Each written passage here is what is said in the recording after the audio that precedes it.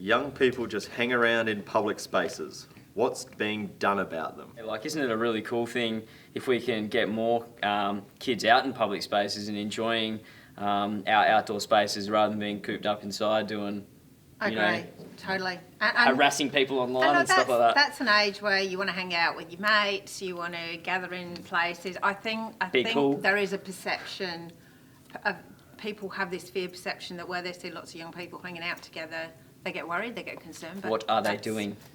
We're not in the business of policing relative to unsociable activities, but we're certainly in the business of being able to provide activities for young people and provide places that they can go and spend time with each other or with other groups. There was so much concern when our friends at the City of Fremantle, hi guys, delivered the Esplanade Youth Plaza. There was so much concern that they would just bring antisocial behaviour in because there's skate parks and parkour courses and ping pong and stuff. But it's shown that since it's been delivered, they put it in a really prominent location in the city, and it's an absolute hive of activity and has activated that space.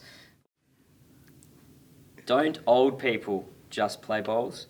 I have a lot of, as the reference would be, old people that come into the facilities, and they're definitely not playing bowls because we don't have bowls, and they are doing a whole wide variety of different things. So some of them are in our swimming programs, some of them are coming to our group fitness classes. I have a gentleman who is in his 90s that comes to the gym every single day. A lot of them are participating in classes and actually being more active than a lot of our younger people.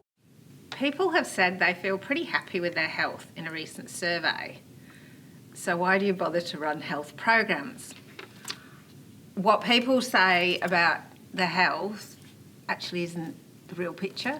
I think we have a bit of a problem with people thinking they're healthy, but in fact their health behaviours aren't great. So I suspect that people think because they're well now, they're going to be well in the future, but the reality is if their lifestyle doesn't change, their future isn't going to be that healthy. More than a quarter of our population is over the age of 60, yet there's definitely not more than a quarter of the private health clubs in the area catering for over 60s.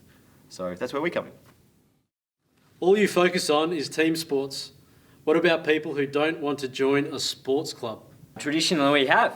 So what we'd like to do in future is focus more on passive recreation exploits, such as walking. Connected path networks are a big part of that. Things like nature play. When we do reserve upgrades or redevelopments, we try to look at everything, not just the sporting elements. Why do we need lighting on reserves? It costs a lot and encourages bad behaviour. Generally, if there's sport on, if you're walking your dog or going for a jog, you just do that around the perimeter. So it actually has been shown to increase opportunities for participating in physical activity and increasing the safety of an area compared to if a reserve or a park wasn't lit.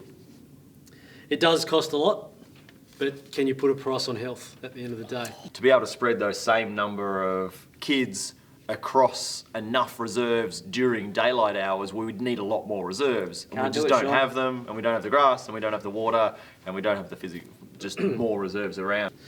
Over the next couple of years, we're going to see a number of our reserves be upgraded with LED fixtures, so that's going to bring the costs right down for the ratepayer out there. And the consumption of energy. Yep. Yeah.